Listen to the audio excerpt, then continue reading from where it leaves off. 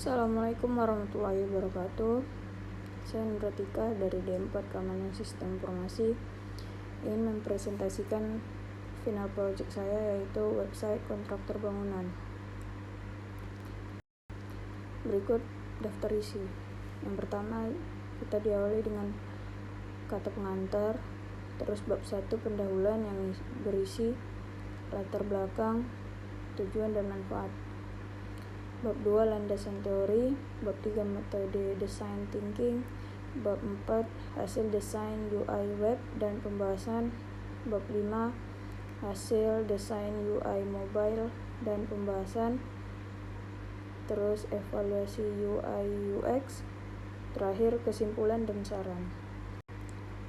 Di sini saya akan membacakan kata pengantar sebelum kita memulai selanjutnya itu. Puji dan syukur kita panjatkan kehadiran Allah SWT sehingga saya dapat menyelesaikan proyek pembuatan website untuk perusahaan kontraktor bangunan ini dengan baik dan tepat waktu. Website ini dirancang dengan tujuan untuk meningkatkan visibilitas online perusahaan, memudahkan calon pelanggan dalam mendapatkan informasi, serta memperkuat citra dan kredibilitas perusahaan di mata publik. Proyek ini tidak akan dapat terselesaikan tanpa dukungan dan kerjasama dari berbagai pihak. Oleh karena itu, penulis menyampaikan terima kasih kepada beberapa pihak yang ikut mendukung proses pembuatan laporan ini hingga selesai. Orang tua, abang, kakak yang selalu memberikan doa, bantuan dan dukungan. Saudara-saudari dan teman-teman yang selalu memberikan semangat dan dukungan. Penulis menyadari atas ketidaksempurnaan penyusunan laporan materi.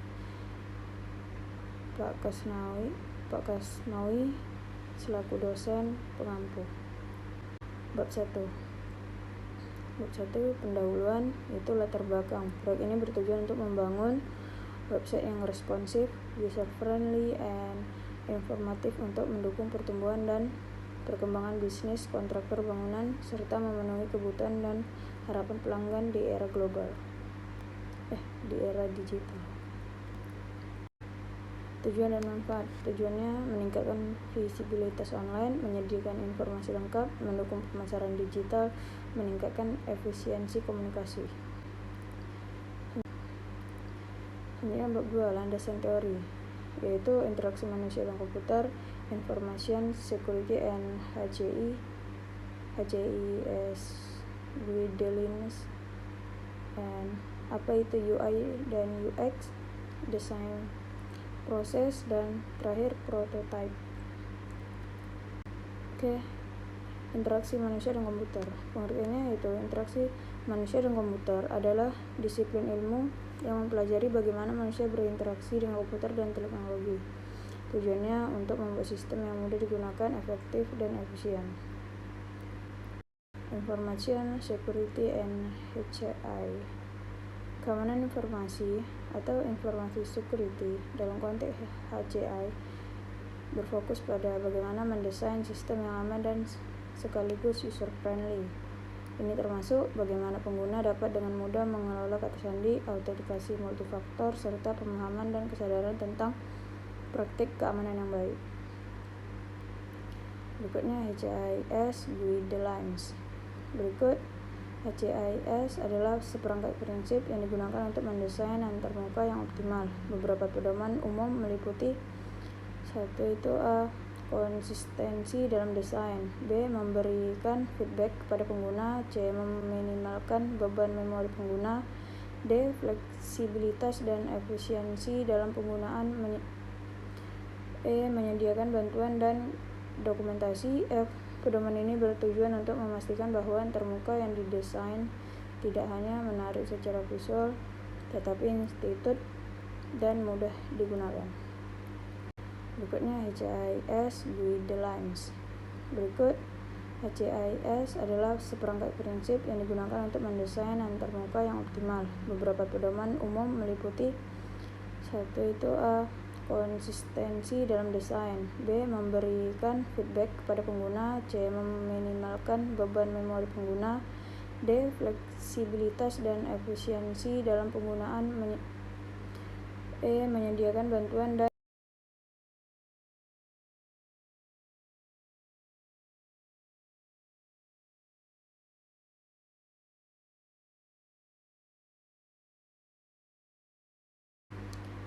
Apa itu UI and UX? UI user interface dan UX user experience adalah dua konsep yang sering digunakan dalam desain produk digital.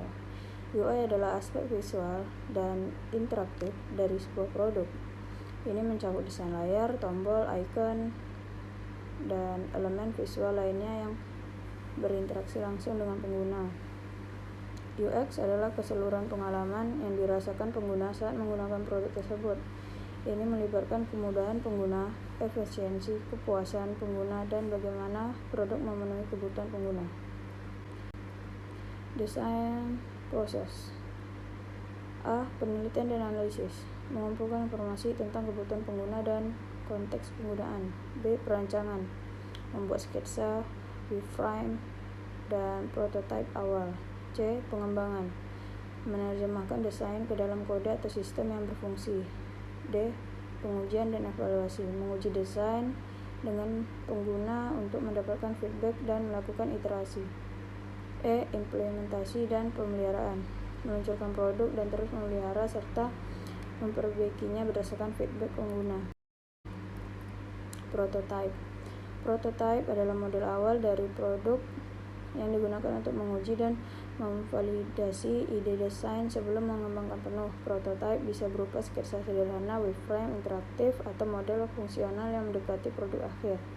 Tujuan utama dari prototipe adalah untuk mendapatkan umpan balik dari pengguna dan pemangku kepentingan secepat mungkin sehingga dapat dilakukan perbaikan dan penyesuaian sebelum investasi lebih besar dilakukan dalam pengembangan produk penuh.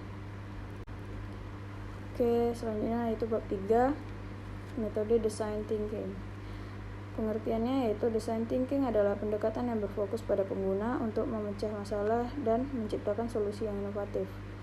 Pendekatan ini melibatkan pemahaman mendalam tentang kebutuhan pengguna, pengembangan ide, prototyping, dan pengujian untuk menghasilkan produk atau layanan yang memenuhi harapan pengguna. Tertera gambar flowchart yang sudah saya bikin sebelumnya. Dari user flow ini, user mulai dan langsung dihadapkan dengan homepage beranda, yaitu halaman utama. Setelah user masuk, maka ia akan melihat informasi layanan perusahaan kontraktor bangunan tersebut. Jika ingin membeli atau membangun rumah impian, maka akan diarah ke tampilan halaman project untuk melihat tipe rumah yang diinginkan. Jika berminat, akan dilanjutkan dengan melakukan pemesanan dan pembayaran yang akan dilayani oleh CS kita. Jika user ingin melihat tentang perusahaan, user akan diarahkan ke tentang. Di sana bisa melihat berbagai penjelasan visi misi perusahaan tersebut dan lain-lainnya. Dan user melihat kinerja dan desain dari pekerja spesialis hingga arsitektur. Jika user ingin mengetahui lebih dalam tentang kontraktor,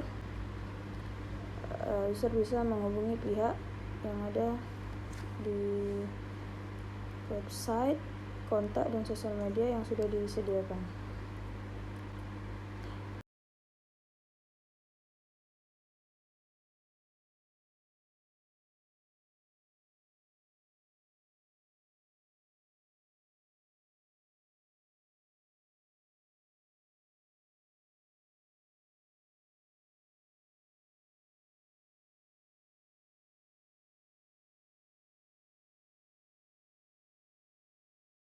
Berikutnya prototype. Di sini saya lebih kayak masuk itu ya, prototipenya kalian bisa lihat sendiri. Oke, bab 4, hasil desain UI web dan pembahasan. Desain antarmuka pengguna atau UI yang baik adalah kunci untuk memastikan bahwa sebuah website dapat digunakan dengan mudah dan efisien oleh pengguna. Berikut ini adalah dari UI web. Kita penggunaan tipografi. Saya menggunakan font Montserrat. Berikutnya coloring. Saya menggunakan 3 warna, coklat tua, coklat muda, dan cream. Ada putihnya sedikit untuk background. Spacing, terus UX law. Saya menggunakan hukum Hicks.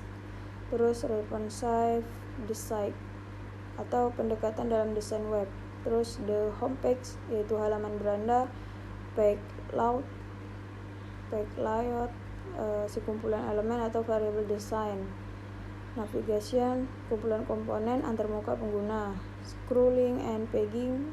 Scrolling mengacu pada tindakan memindahkan. Pegging memisahkan konten menjadi halaman-halaman dengan jumlah item tetap per halaman. Terus heading, titles, and labels. Terus links, alamat yang menghubungkan satu halaman ke halaman yang lain. Terus graphics, images, and multimedia, yaitu penggunaan grafik yang mudah untuk dipahami. Terus writing web content, yaitu sebuah proses untuk memproduksi konten dan ditujukan untuk pemasaran. Terus content organization, pengelompokan atau mengkategorikan konten web. Terakhir search, sebuah fitur yang memudahkan pengguna mencari dan menemukan. Berikut bab 5, hasil desain UI dan pembahasan. Desain antarmuka pengguna UI untuk platform mobile memiliki tantangan dan kebutuhan khusus yang berbeda dari desain untuk desktop. Berikut ini gambar dari kuesioner evaluasi UI atau UX. Saya ada membuat kuesioner dan di sini sudah dijawab dan sudah dirata-ratakan juga. Oke, kesimpulan desain UI atau UX adalah website kontraktor bangunan telah berhasil diciptakan tampilan yang mudah digunakan dan menarik. Pengguna dapat dengan mudah mencari, memilih, dan membeli rumah impian mereka. Warna yang cerah, navigasi yang sederhana, dan tampilan responsif membuat pengalaman pengguna menjadi lebih baik. Oke, sekian dari saya. Terima kasih. Assalamualaikum warahmatullahi wabarakatuh.